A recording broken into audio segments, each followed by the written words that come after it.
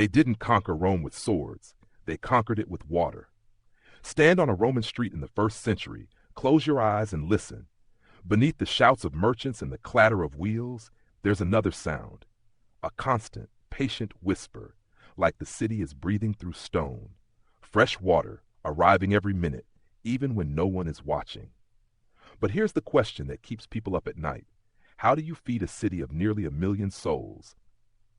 When the river is muddy, the wells are shallow, and the summer heat turns everything sour?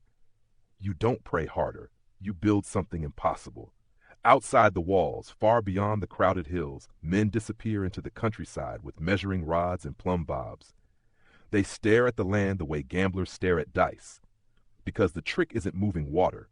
The trick is persuading it to travel, mile after mile, without pumps, without magic, without mercy. Just gravity, perfectly controlled.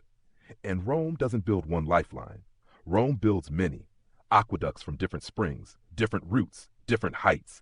Some slip underground like secrets, others stride across valleys on arches, bold as monuments.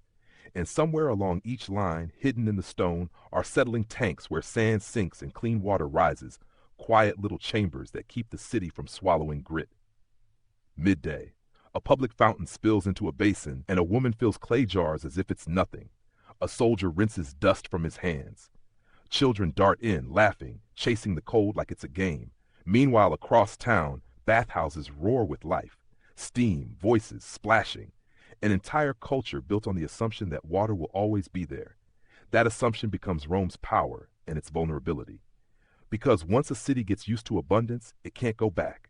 When a channel cracks, when debris clogs a line, when a hillside shifts after heavy rain, you don't just lose convenience, you lose order. Fountains slow, baths go quiet, tempers rise, the city feels it in the throat.